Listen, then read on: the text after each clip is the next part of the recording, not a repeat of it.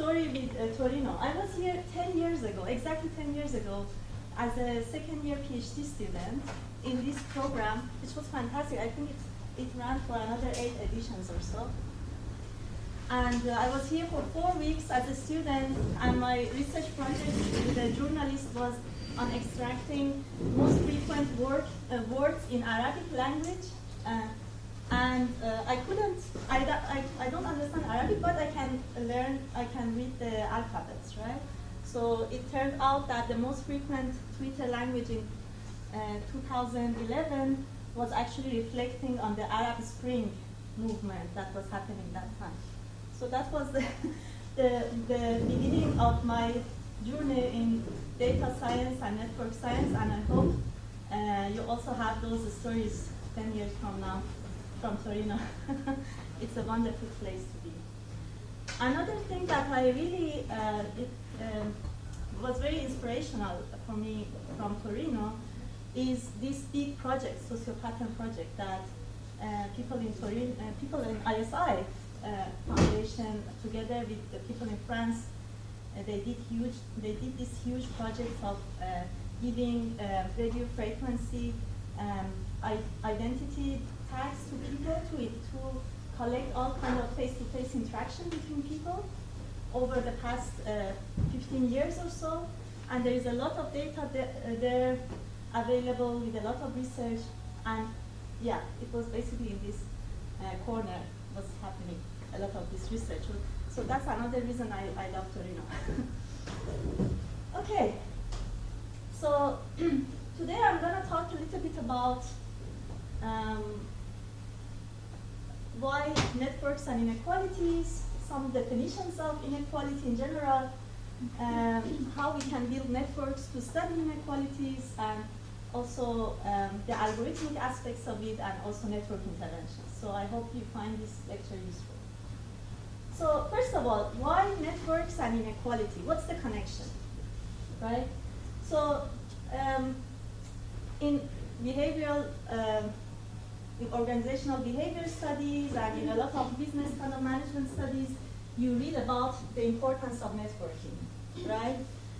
You need to network to grow your brand, to establish key important connections with influential people in order to access information, novel ideas, to get funding and so on. So that's not new. Networking is good. This is a great book to read, Never Eat Alone. But the problem is that not everyone have the same opportunities and resources to do the networking similar to others, right? So imagine this very important, famous physicist sitting in Torino, for example, Enrico Fermi, right? If you are from Italy, you are most likely one handshake away from Fermi, right? You might meet him even in a subway or have lunch with him. That instant connection can happen in one handshake from you and Fermi, that famous physicist, right? But now imagine you're sitting in Turkey, you're sitting in East Asia, you're sitting in South America, right? You need to put much, much more effort, right? Financial efforts, social efforts, individual efforts you need to put in to get yourself to Italy to meet Enrico Fermi, if he agrees to meet you, right? So networking is good, but does everyone have the same opportunity to grow their network? Is not true, right? So this is something that we need to understand. We need to understand the positive side of networking, but also the way networking can exacerbate inequalities, and how social inequalities can exacerbate access to information in networks. And this is a nice, sorry for the quality is not so good, but anyway. This is a nice review paper by sociologists explaining the connection between network effects and inequality. Okay, now I don't have to convince you that we have inequalities in the world, and inequalities are on the rise. If you are not convinced, please check this Nature special issue, special collection that was published in 2022 with 6-7 articles explaining how pandemic has exacerbated inequalities and different types of inequalities that exist in around the world and how they are basically increasing over time. So we have inequalities on the rise, and there is urgent need for more computational and quantitative way of understanding how they are formed and how we can tackle them. Now I want to argue that we have new types of inequalities that are arising and has been less explored. Inequalities in access to data, inequalities in designing artificial spaces, virtual spaces, right? Online spaces, inequalities in who can access data, personalized data, who can process them, who design algorithms, and how can they be manipulated in terms of misinformation, disinformation, and so on and so forth. So these papers are very interesting.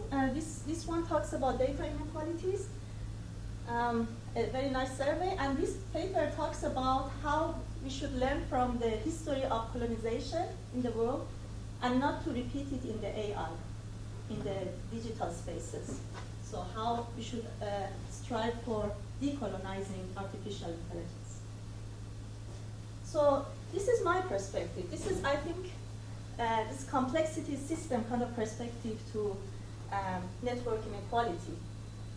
People in the micro level have different biases, self-selection bias, homophily, tribe inclusion, and so on. And people belong to different social groups. And these micro level mechanisms governs how we interact with others and form relationships. So in the macro level, we see special types of structure of the social networks. And this understanding this structure is super important because this affects how we perceive others. It also affects how information spread in social networks. It affects how epidemics spread in social networks, and so on and so forth. So this is important to understand dynamical processes on networks. Now, these systems nowadays are also fed into algorithms. For example, people ranking algorithms, recommender systems, and so on. So whatever biases and inequalities exist in this structure are now being fed into algorithms, and it can be reinforced in ways, in a second order manner, in ways in which we cannot comprehend where they come from. And just in general, the whole system is a path-dependent dynamical system, meaning that the behavior of the algorithms and us determines our relationships again and again, right? So we have a loop here. We have a path-dependent dynamical system, and I think complex system perspective can help us understand the whole framework. Feel free to interrupt me whenever you have questions. Okay. Another thing maybe it's worth mentioning for those who come from statistical physics, who have physics background. Raise your hand. Okay. Who have sociology, social science background? Oh, okay. Computer science? Oh, interesting. Okay, very good, thanks. So from those who come from statistical physics, another lesson here is that we are shifting the paradigm of social atomism, which assumes that we individuals are atoms in a space, and the force of attraction governs the interaction. We are not atoms, we have characteristics, and those characteristics are heterogeneous, and those characteristics can also govern how we interact with others. So I think this perspective also changing the paradigm in sociophysics from assuming atomism, social atomism, to more kind of a paradigm of understanding the differences and heterogeneity. Okay, so what is inequality and how to measure it, right? That's the first question we need to ask. So equality is usually we talk about equality of opportunity. So here I draw some studies very briefly from political philosophy and moral philosophy, right? Equality of opportunity suggests that all people should be equally enabled to make the best of such powers as they possess, right? So what are the determinants of an outcome? Let's say economical outcome. So one is circumstances, right? You are born in a wealthy family, therefore you are rich, right? This is circumstance. This is beyond your personal control. And there is effort, right? You put a lot of effort in having your own company, you earn money, therefore you are held responsible for that money and the wealth that you have received due to that effort. So the idea of equality of opportunity is that equality of opportunity is achieved when the former variables do not play any role in the resulting outcome. So we should not consider circumstances as part of the equality of opportunity, right? So people have to have all similar opportunities for the same amount of effort that they put in. But does this mean that equality of outcome doesn't matter anymore? What do you think? Maybe raise your hand and give your opinion. Should we care about the equality of outcome, or it's not relevant? Are there parts of outcome bringing a similar likelihood of getting a similar outcome, or is it like having the same outcome despite different efforts? So I think it depends on how you define it. Here, outcome by outcome, I mean that we assume everybody has the same chance of accumulating wealth or income, and now outcome is that income distribution. Now we look at the income distribution and we see inequality in the distribution. We see that 20% of the people have 80% of the resources.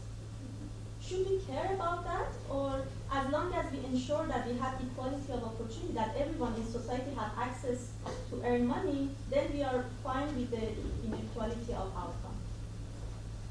I think outcome was important because it feeds back into inequality in opportunity in the next generation. Very nice. Very nice. Yes. I also think that circumstance, it's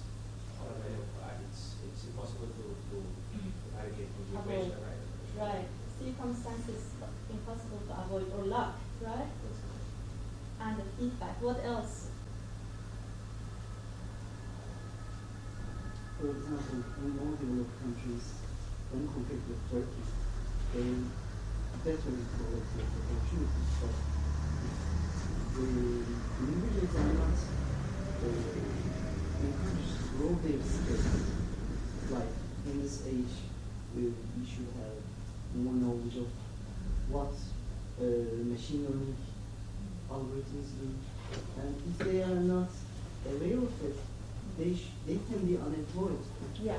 And then, again, like my friend said, we have that feedback. Feedback, exactly.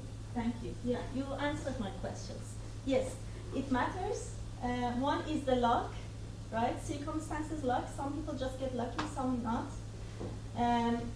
One theoretical way is competitive versus non-competitive equality of opportunities. Everyone can go to swimming class and get a certificate of you're able now to swim, but if you go to Olympic, there is only one medal available for one person, and all the other competitors have no medal. So this competitive versus non-competitive equality of opportunity can affect individuals' career path, trajectory.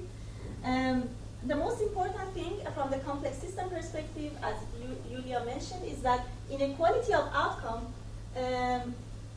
inequality of outcomes affect equality of opportunities for the next generation. I think this is the most interesting part from the complex system perspective, right? The children that are born from two parents, one get lucky and is very wealthy and one get unlucky, those children's, the luck for their parents affects their opportunity for the children, right? And in general, just inequality have bad consequences for society, right? Inequalities exacerbate other problems, as you mentioned, education, and crime, and many, many other factors, right? Okay, so now after understanding these differences between equality of opportunity and equality of outcomes, how can we fix it? This goes to the distributive justice literature. These are all beyond my expertise, so please go ahead and read yourself to learn more. Distributive justice idea is that now we have a distribution that is unequal, right? Some people have much more than the others. Can I write this? Of course.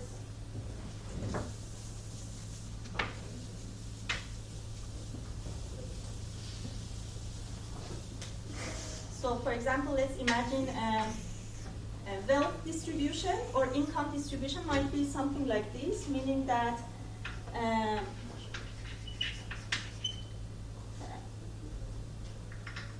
a few people here have huge amount of wealth, and majority of people have very low amount of wealth, right? So we have an unequal distribution. Now, the question is, how can we fix it? How can we redistribute the wealth in a way that everyone can benefit from that redistribution? And this is called distributive justice literature. So basically, how to allocate resources in a just way. And it turns out that this is not trivial at all. You can think of redistribution of, for example, wealth in many, many different ways. Do you want to target rich people, get money from them? And if you get money from them, whom you want to distribute it to? The average the people in the middle range of wealth, the people in the poor range of wealth, which part you want to redistribute the wealth? These are all very tricky questions that some economists are discussing it. But to be honest, there is still much work to be done here, right? And we have this economist, Rosling, who basically argues that we need to favor the least advantage. So the redistribution should be aimed at least advantage. Another concept that you might find interesting and useful, especially in nowadays language in social media, is equality or equity, right? And the idea here is that equality suggests that everyone should have similar types of resources, right? But equity suggests that different groups of people have different types of needs, and based on those needs, the distribution of resources should be given, right? So these are two different also perspectives towards how we should approach equality in terms of distributions.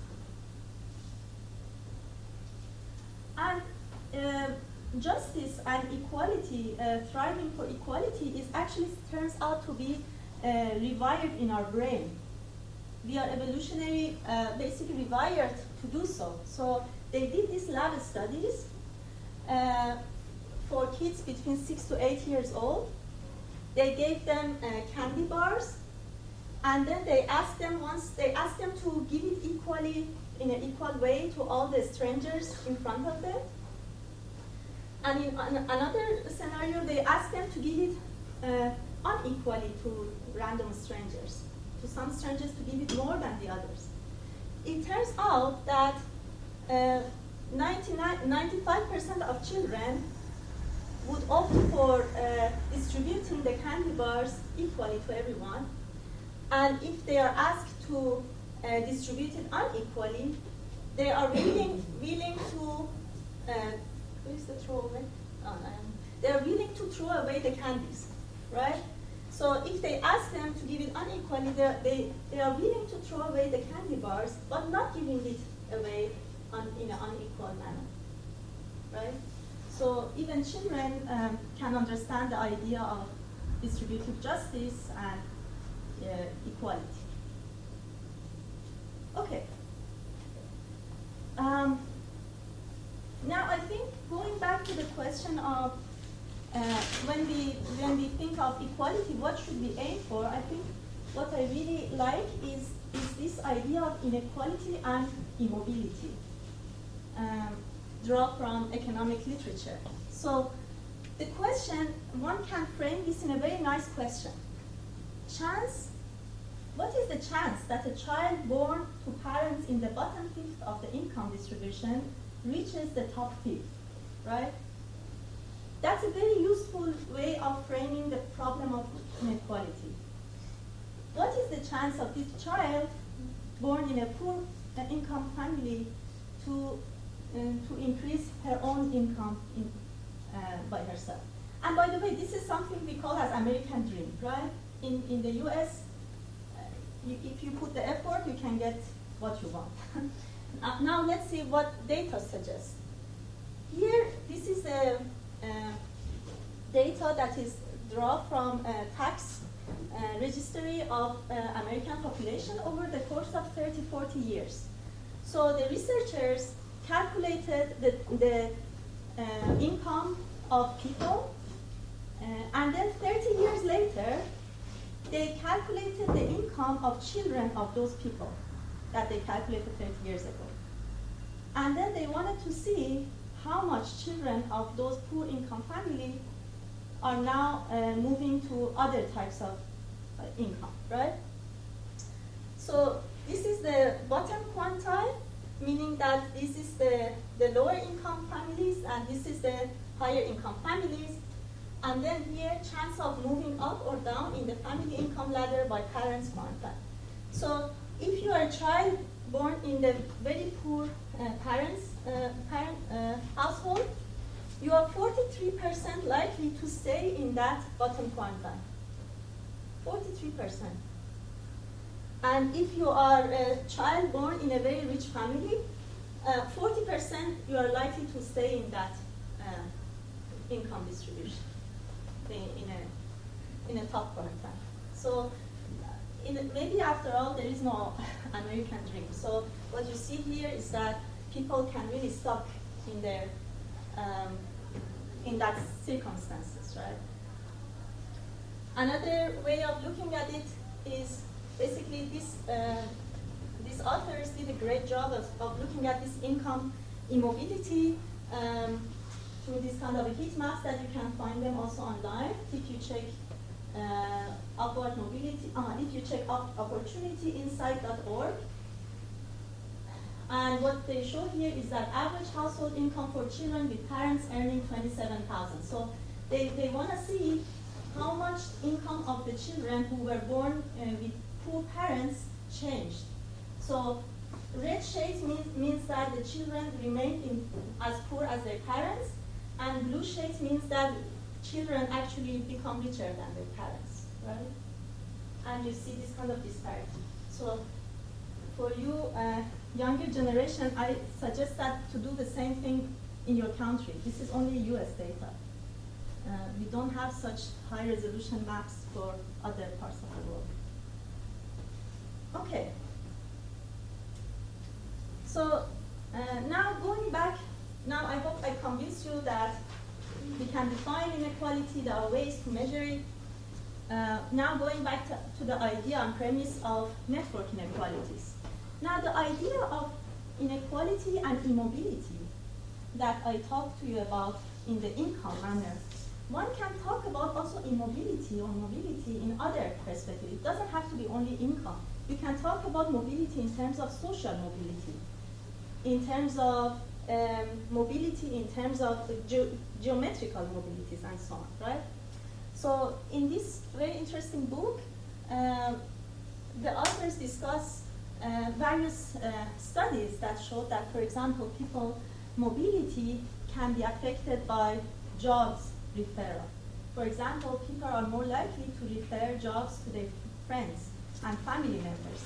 And what happens through that referral, which is a network process, which is a process of homophily, the tendency to interact with similar others, can create this reinforcing bias where people, the jobs goes only to people who are similar to them, right? And it excludes other people.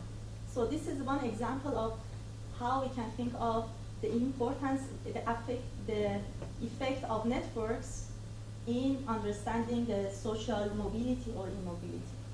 So please check it out. So now we know that some of the distributions of income wealth could be this type of distributions that are very skewed. In physics, we say power law or scale free, and just it means, and economists call this a maybe Pareto, and in any way it shows the inequality, right? So you can translate this distribution to a Gini index, right? More skewed your distribution, higher value of Gini index, right?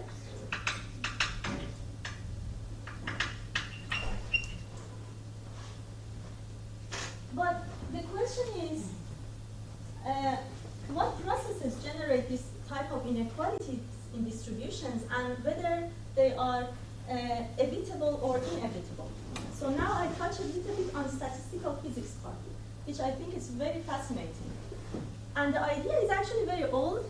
So the idea here is that let's assume we have a bunch of individuals in a box, like atoms or molecules, and then they interact with each other. And each time you pick two random nodes, and each time that they interact, one of them gives a little bit of his income or wealth to the other person, randomly. You choose the direction of this giving the delta x really randomly, right? So one idea could be that, for example, you buy a car, right? And then you bargain with the person, you get it with a cheaper price. In that sense, you not only you have a car, but you actually also, because you bargain, you get a little bit of money saved from that process, right?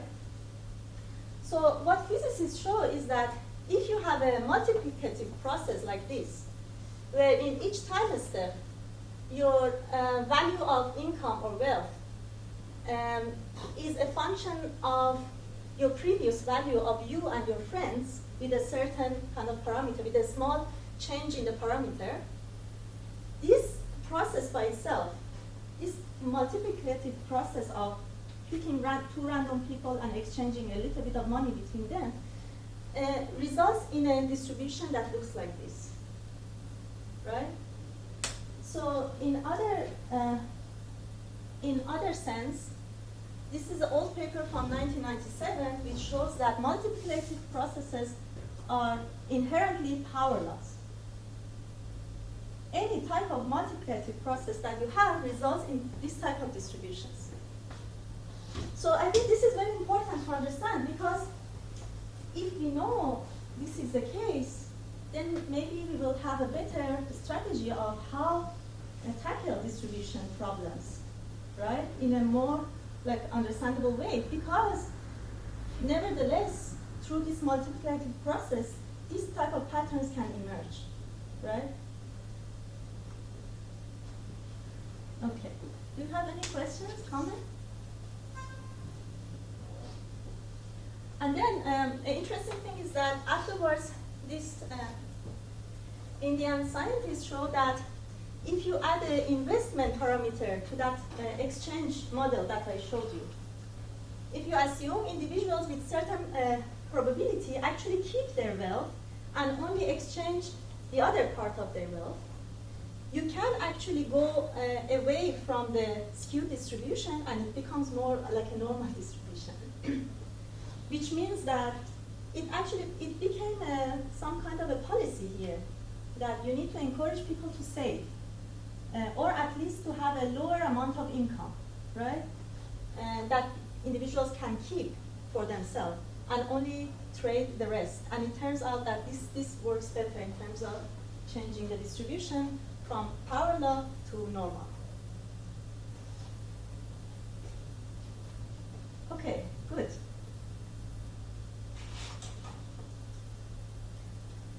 So now I'm going to go more deeper and deeper into the part with regards to networks and social capital. So here we draw a lot of insight from economic literature, which talks about capital in terms of money, in terms of finance, in terms of wealth. But a lot of capital that we have actually comes from social capital, right? People that we know, people that we work with. So as network scientists, I'm interested in understanding social capital more carefully and its relationship to prosperity. So in two Nature paper that came out in 2022, the researchers showed that children who are more likely to be connected to other people who have a higher income than their parents, they call it economic connectedness. If you or your children are more likely to be connected to people who have more income than you, it increases your chances of also earning more money. So it shows the importance of kind of a connectedness or social capital, also in terms of access to wealth and income. And in another paper that just came out 2 weeks ago, they show that this relationship between long ties and household income. So this was a combination of looking at income tax and also Facebook data. And what the researchers did is that they looked at the friendship of people in Facebook, and they extrapolated from that friendship and location of people their average income. And they define long ties as individuals who lack mutual contacts in social networks, right? So those individuals are usually those who are very mobile. Imagine you change your city, right? You suddenly cut ties with your social network, current one, and then you go to another city. And therefore, you will have a lot of long ties. You know different people who themselves don't know each other. It turns out in those situations, more long ties you have, your income is also getting higher and higher, right? We saw a similar effect also in terms of mobility of scientists. We looked at a huge data set of Web of Science, around 2 million researchers, and then we identify who are mobiles and who are not mobile. And by mobility, we mean somebody who has at least 2 times changed country of affiliation, right? And it turns out that the people who are non-mobile people are the ones who only remain in their resident country for their career, during their career. And what we see here is that mobile scientists have higher degree of connectivities. They collaborate with more diverse amount of people. And also they have higher core, K-core, meaning that they are connected to well-connected people. That's another concept which is very interesting in network science, and it connects to this idea of rich club or boys club, people who are connected to well-connected people. So the mobility, the physical mobility is important for social welfare and also for academic welfare and prosperity and so on. Okay, good. So now I want to switch slides and then go to my area of expertise in more detail and tell you a little bit about the type of research we have been doing the past couple of years. And hopefully that can inspire you to continue this path. Good. So my research the past 5-6 years is about still understanding minorities in social networks and their visibility in society and algorithms. So what do we mean by minority? First of all, this is important. By minority, we mean individuals who have certain characteristics that are drawn from social constructs, for example, gender, race, ethnicity, and those characteristics are usually fixed, and individuals have no control of it or have no control to change it about themselves, right? And those social constructs, such as race and gender and ethnicity, usually remain with us for the rest of our lifetime, and it affects how we define as groups and how we interact with others.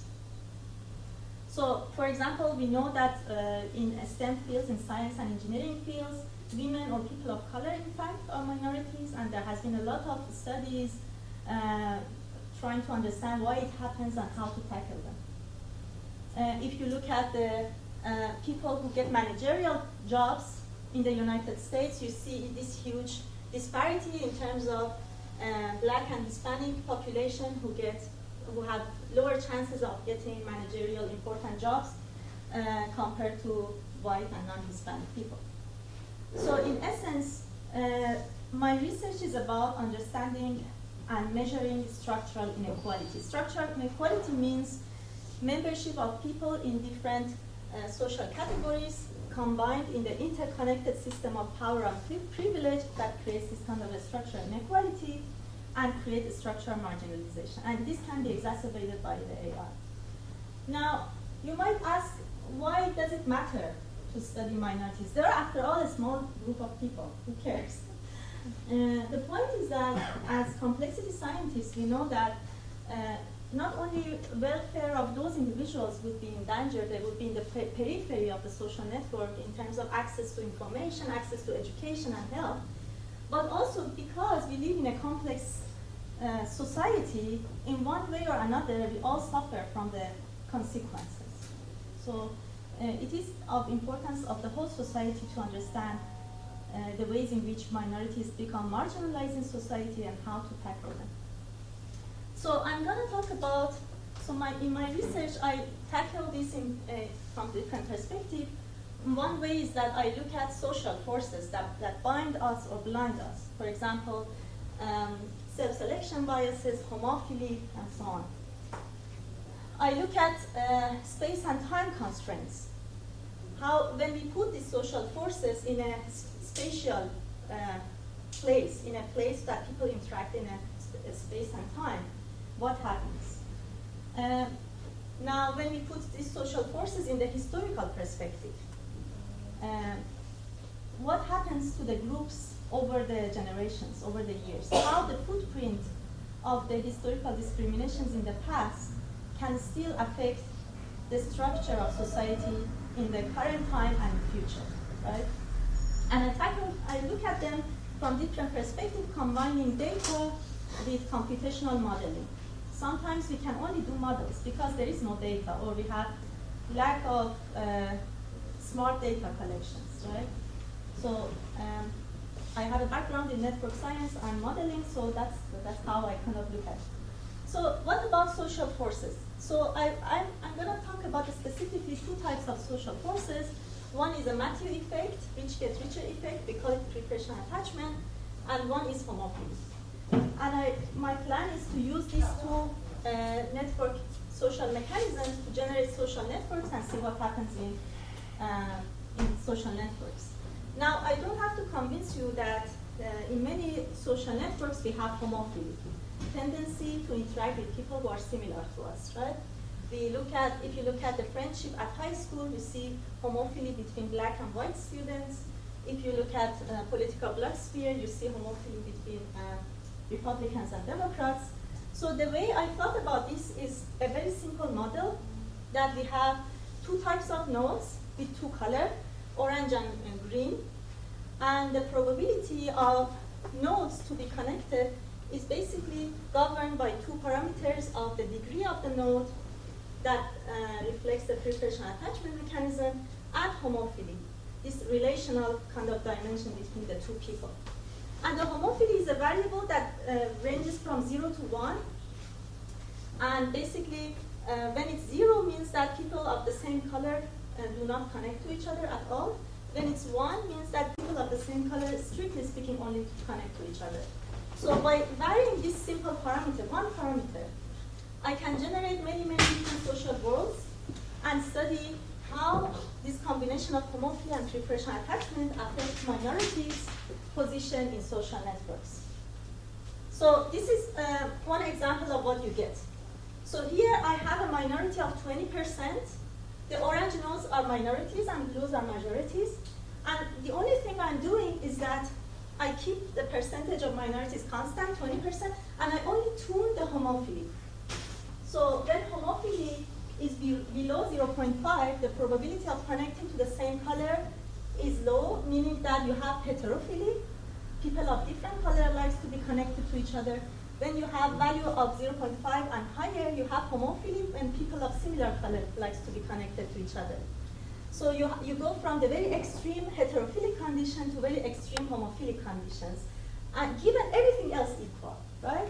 Nothing else about these individuals are different from each other except their tendency to interact with each other, right? Then what I do is that I then plot a very simple measure of degree distribution. That's the first thing you learn in network science, right? Plot the degree distribution. And when you have a large scale networks, this is especially very important because you need to figure out whether your social network has a log normal or normal distribution or not, or a power law distribution, because that ultimately decides the topological structure of your social network.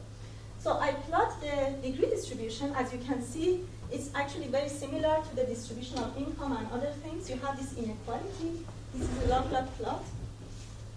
And what is interesting here is that you see that minorities in the heterophilic networks, where they attract all the majorities, their degree values can stretch to very high values compared to the majority. In the neutral case, when individuals become blind towards color, their degree distributions follow the same pattern. There is no difference between them. And in a homophilic networks, when the probability of connecting to the similar color is higher, then a minorities degree distribution falls behind the majorities degree distribution. And what it means is that you have lower amount of minorities with high degrees compared to the majorities. And this becomes very important, especially in algorithms that use degree or page rank as a proxy to rank people, to rank who should be in the top rank. So if you're a minority and if you are acting homophilically, you will not appear in the top rank, because by construct, your network and the degree connectivity are limited, right? Is there any question? Yes. Yeah, maybe it's a more technical question, but you said that the homophilic parameter is between 0 and 1, so it means that in the limit when it is 1, you recover the preferential attachment dynamics. So here you're assuming that homophily is a dampening factor of pure preferential attachment dynamics. Yes. I mean, then I have to show you the next one. But let me say another thing. There are two parameters that recovers the original preferential attachment model. One is when homophily is 0.5, when people become indifferent. So this probability becomes the same for everyone. And one condition when it's completely wrong. So you are right. There are ways in which we can recover the original model. So what I'm showing here is the slope of this distribution, right? The exponent. I'm showing now the exponent of this distribution as a function of group size. So here is minorities of 50%, so there is no difference between minority and majority. And then this is when minorities are 10%. So lower this value gets, minority size is smaller. And as you can see, in this case of 50-50, we recover the exponents that preferential attachment model suggests, -3, right, as we expect. And this also happens in these two data points, as you just mentioned. Whenever homophily is 0.5 or 1, again, we recover -3. So our model, in a way, is a more generalized way of looking at preferential attachment, but also having homophily in it. And we can recover back the preferential attachment in those conditions. And what is very interesting is that so lower the value of the degree exponent means that minorities go to this trap of not being able to stretch their degree to high values. And what is happening, especially in this middle range of homophily, is that not only majorities go to majorities, are attracted to majorities, but also minorities are attracted to majorities because of preferential attachment. So the interplay between rich gets richer effect and homophily together creates this very non-trivial, non-linear dynamic here. Now what happens when homophily becomes super strong is that this takes over the preferential attachment. So when this value becomes very strong, now minorities can also attract other minorities to their social network, and they can slowly recover their degree exponent to what we expect from the original model. So it took me 6 months to figure out what's happening here, because my analytics showed that it should go down, but I thought there is a bug in my simulation, and it turns out that's actually an effect of the interplay between preparation, attachment, and homophilia. Okay, now we can discuss what happens to the visibility of minorities if we have a social network online system where it ranks individuals based on their degree of connectivity or page rank. I mean, this is not a hypothetical scenario, it's actually happening, right? The way Google rank pages, the way Google Scholar rank people or papers is partially based on page rank or your degree of connectivity. So who gets visibility in the top ranks is actually affected by your degree and whom you're connected to. So what I'm showing here is that top 10% of the degree, top 20% of the degree, top 30% of the degrees, and I calculate how many times a minority appear in those top ranks compared to what we expect from their size. So if minorities are 20% of a population, all else equal, they should appear in all ranks compared to what I expect from their size, right? Nothing else about these individuals are different. What happens in heterophilic networks if we have these elites, these minority elites that attract all the majorities, right? And then they get all the degrees, top rank degrees compared to what we expect from their size, right? They are actually, in this scenario, they are minorities, but they are elites. They are not marginalized groups, right? And in this scenario, when we have homophilic networks, more organic kind of social networks when there is no hierarchy, what you see here is that minorities' visibility is much lower than what we expect from their size because of the homophily effect, right? So now we have a non-black box way of explaining where ranking algorithms can go wrong in online systems. That just because the way people interact with each other, the way you go to LinkedIn and connect to your own friends who are similar to you can affect who sees whom, who gets recommendations about whom in LinkedIn, right? So think about this carefully when it comes to, exploring your own brand, academic brand, and connecting to people. And along the way, now we have this very nice stylized model, but models are only useful if you can actually also go back and check, evaluate them, and validate them with real data. And that was another story I want to tell you, personal story, that just because I had to go out and find larger scale social networks, and not only finding larger scale social networks, I had to find people's attributes, ideally binary attributes in those networks, and ideally two groups in my networks to validate my model. This effort by itself resulted in 2 additional publications. One was understanding gender inference in co-authorship networks. So I had a lot of data on people collaborating in American Physical Society or computer science scholarly publications, like 40 years of data, who collaborates with whom and write paper with whom, but I didn't know the gender, right?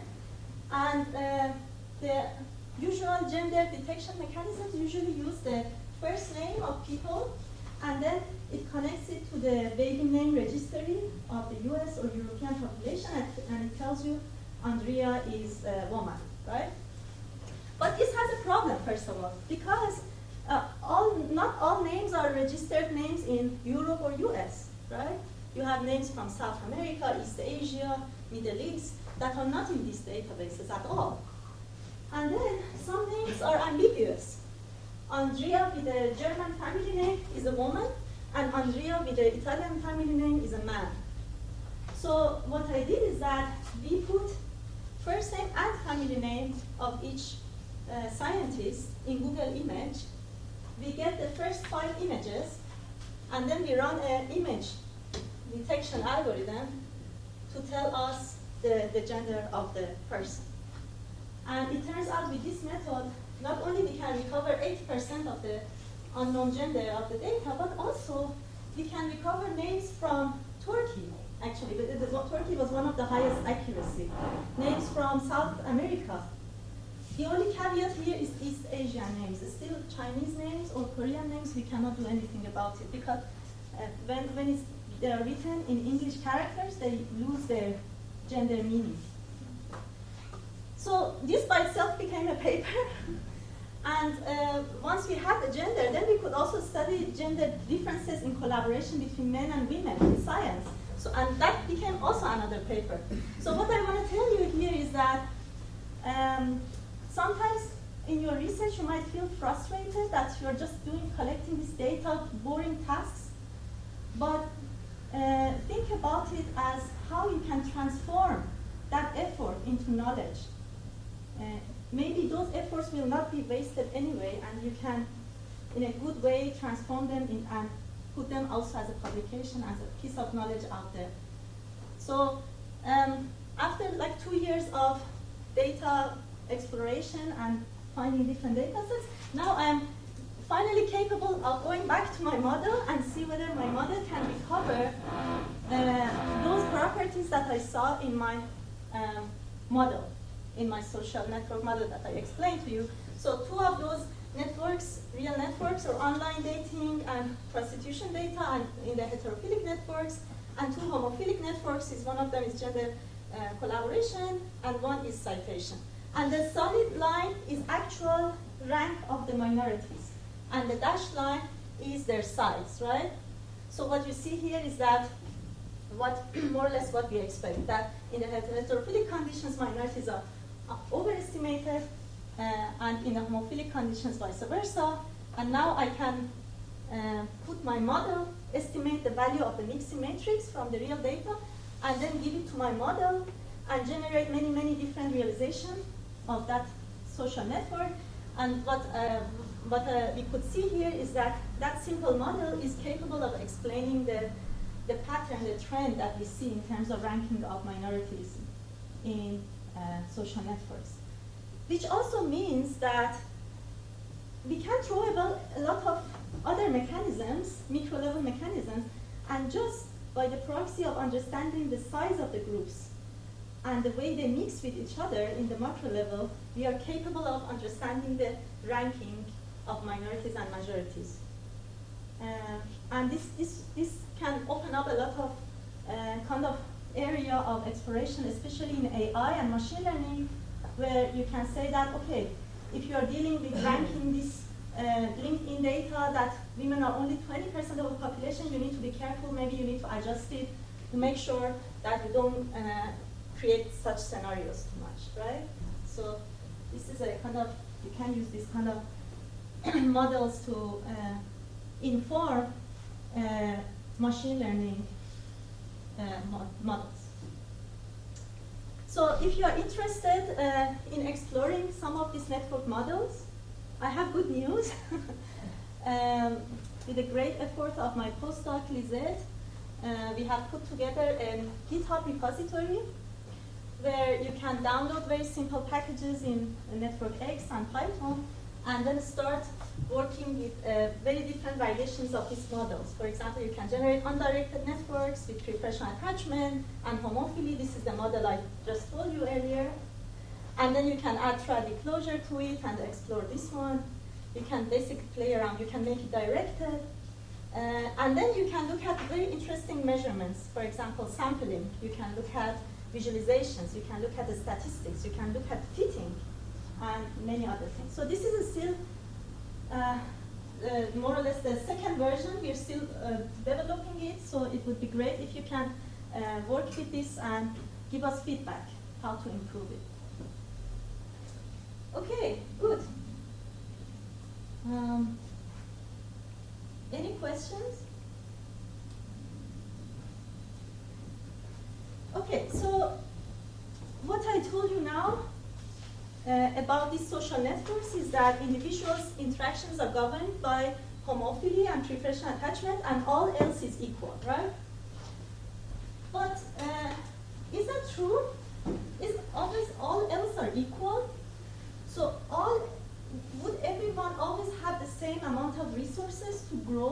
personal network to this maximum capacity.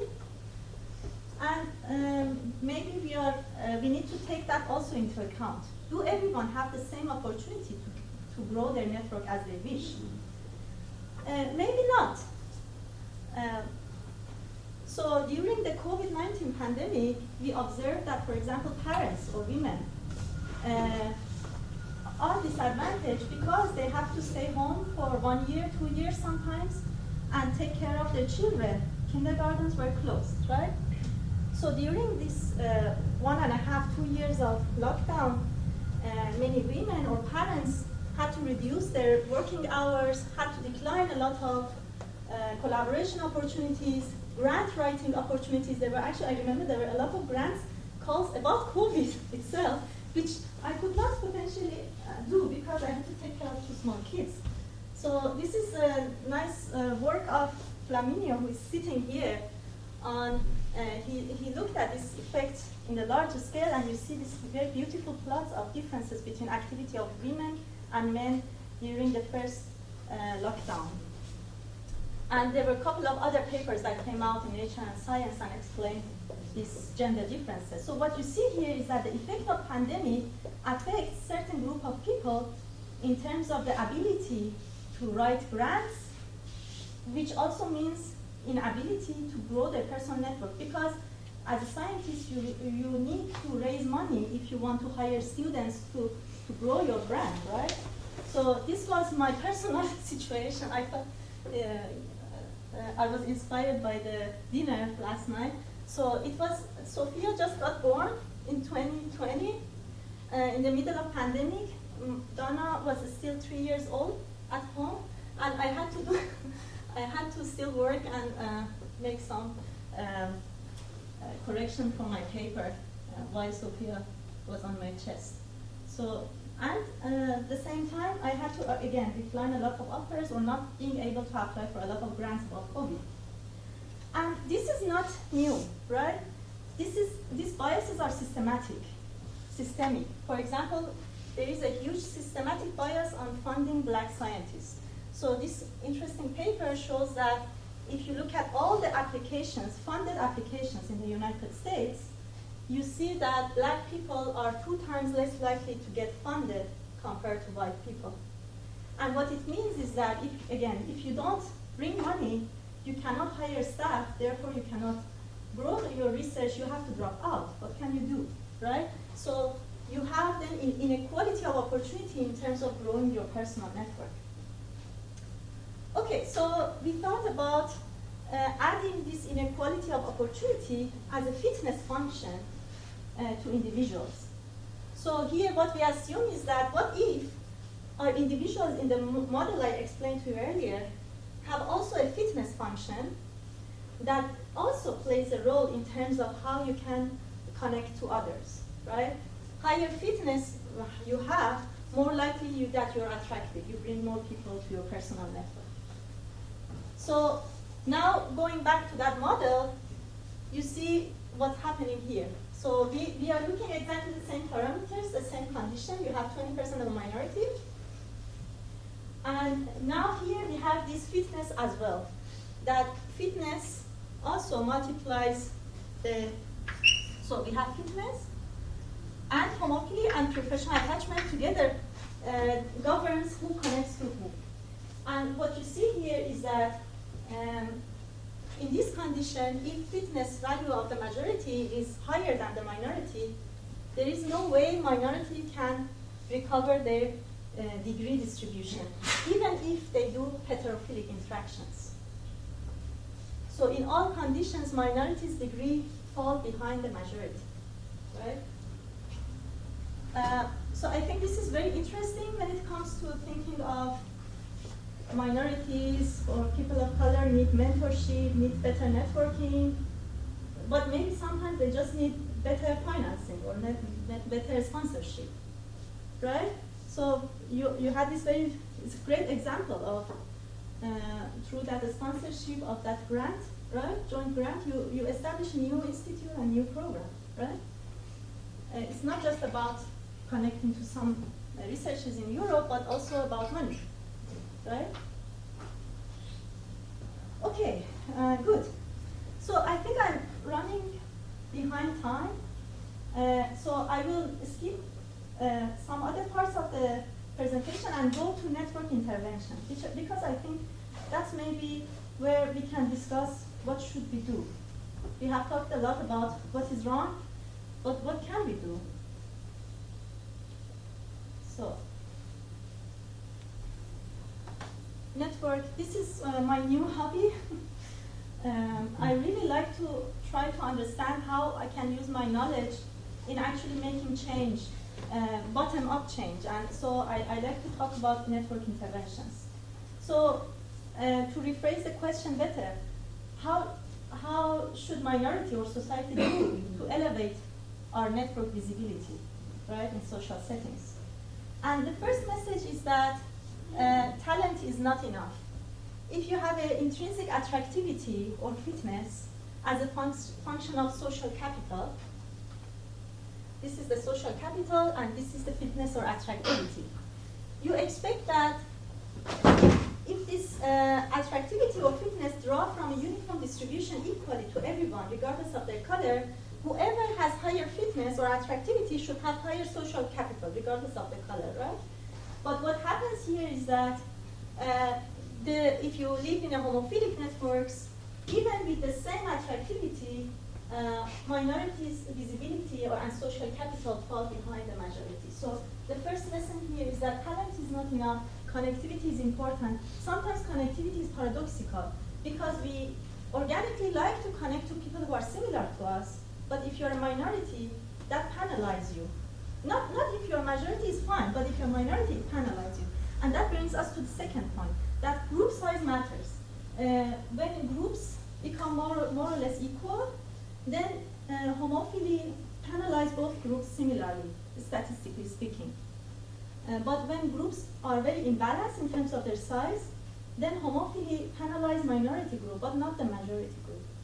So sometimes maybe group size matters, and maybe it's easier to fix the kind of create a scenario or situations where everyone can contribute and come to the system instead of being discriminated.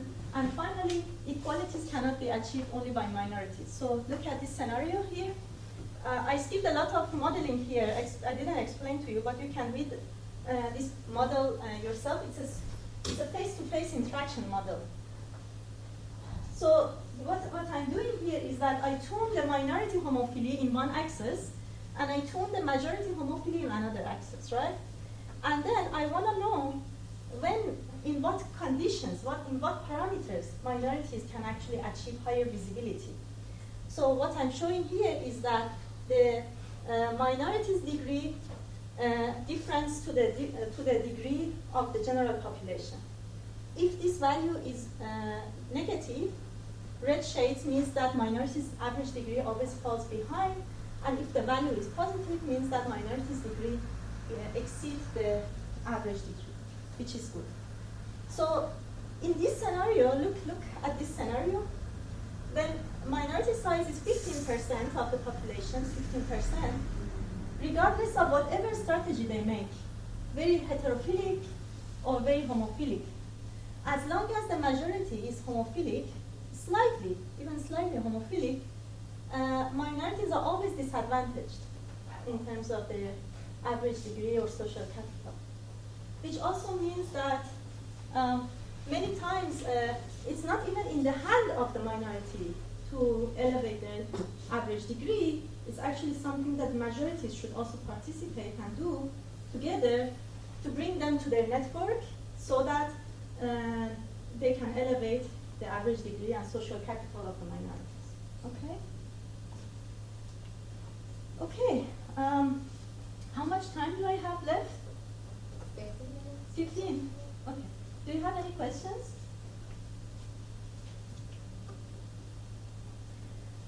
So, now, okay, bringing more minorities into the network and strategizing the connections. Is that enough to ensure that minorities can achieve high status in the network, high positions in the network? That brings us to the last part of the network intervention, So this is the actual example of two CEO meetings in Germany, one from 1900 and one from 2022. And the thing is that women participation have increased over the centuries in corporate world, but why they are not there in the high positions, right? So this is the work we did with Leonie that just published very recently. So what we do here is that we assume we have a network process. It's an evolving network that changes over time with these simple rules of value of homophily or minority size. So here minorities are 10%, and here the attachment is heterophilic, for example. And then we introduce a network intervention here. One intervention is only group size intervention. What if, in a very unrealistic scenario, we assume that from now on, we only get 90% minorities?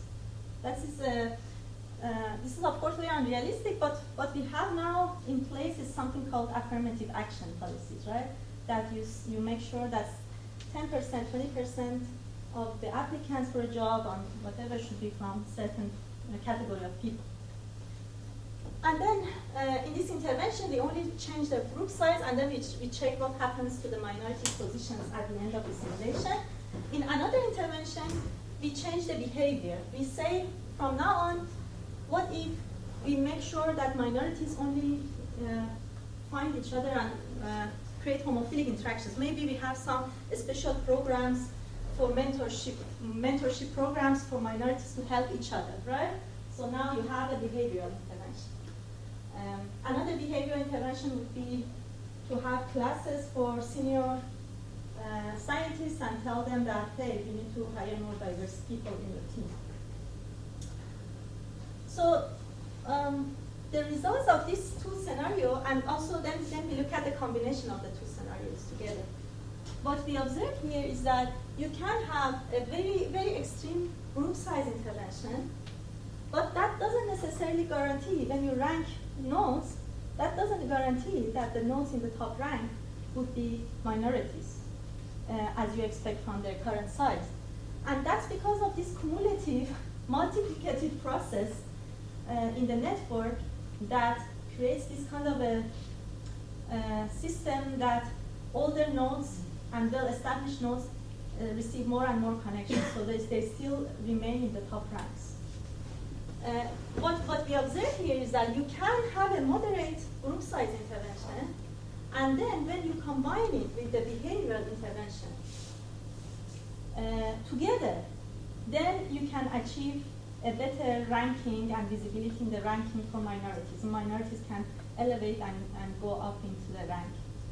So this is another kind of an example of how these multiplicative processes in networks play out, and why sometimes some policies are failing, because they don't understand this kind of cumulative effect and this kind of nonlinear effects that's happening in social networks. So this still requires a lot of work to be done, and I would be really excited to hear what you think. So again, to wrap up, I think inequalities are complex phenomena, and it requires complexity thinking to understand them and to tackle them. And I hope this inspires you to do your research in this topic, exciting topic. And thank you so much.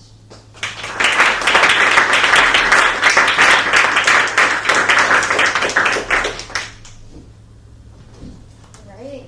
If you have any questions, please take them now. We have some time because we started a bit late, so please go ahead. Otherwise, we have the coffee break now for half an hour, and as I said before, we move to the room upstairs, so make sure you're taking with you your personal belongings. And anyway,